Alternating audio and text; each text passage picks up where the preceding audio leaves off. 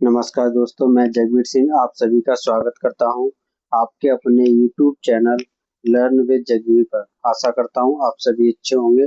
आज की वीडियो हमारी उन सभी साथियों के लिए है जो मध्य प्रदेश में आने वाली टीचर वैकेंसी का वेट कर रहे थे, तो उन्हीं के लिए एक न्यूज है। जैसा कि मैं आपको दिखा पा रहा हूँ स्क्रीन पर, आज का ये न्यूज़पेपर की कटिंग है। शिक्षक भर्ती में बड़ा बदलाव, अब सिर्फ पात्रता परीक्षा से होगी नियुक्ति। तो इन्होंने न्यूज़पेपर में आज बताया है कि भोपाल मध्य प्रदेश के सरकारी स्कूलों में शिक्षकों की भर्ती के लिए अब अलग से चयन परीक्षा आयोजित नहीं की जाएगी। उम्मीदवारों को केवल शिक्षक पात्रता परीक्षा पास करनी होगी, इन्होंने यहाँ पे बोला है ऐसा। और उसी के आधार पर भर्ती प्रक्रिया पूरी की जाएगी।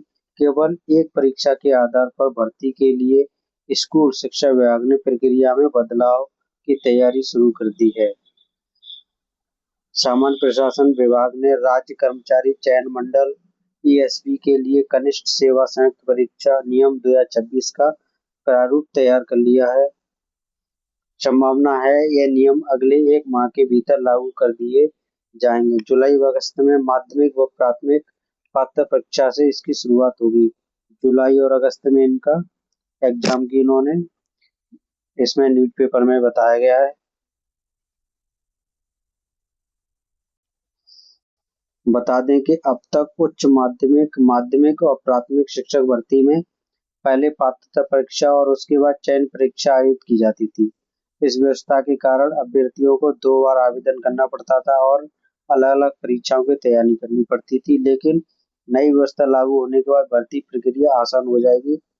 हालांकि वर्ष 2018 में आयोजित माध्यमिक और माध्यमिक शिक्षक भर्ती में भी एकल परीक्षा प्रणाली अपनाई गई थी। उस समय करीब 21,000 पदों पर भर्ती की गई थी, लेकिन बाद में शिक्षक भर्ती 2023 और माध्यमिक शिक्षक भर्ती 2024 में फिर से 2 चरणों वाली परीक्षा प्रणाली लागू कर दी गई थी। नई व्यवस्था से अभ्यर्थियों पर आर्थिक बोझ कम पड़ेगा। पहले सामान्य वर्ग के उम्मीदवारों को पात्रता परीक्षा और चयन परीक्षा दोनों के लिए अलग-अलग 500 रुपए शुल्क देना पड़ता था। हर वर्ष लगभग 5 से 6 लाख अभ्यर्थी इन परीक्षाओं में शामिल होते हैं।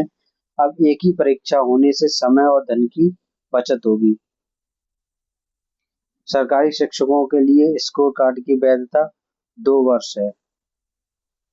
नई व्यवस्था के तहत सरकारी स्कूलों में शिक्षक बनने के लिए जारी स्कोर कार्ड की वैधता 2 वर्ष तक रहेगी।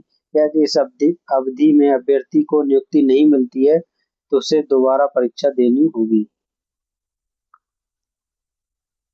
भर्ती के लिए विभागीय पोर्टल पर रिक्त पदों की जानकारी जारी की जाएगी और मेरिट के आधार पर चयन किया जाएगा।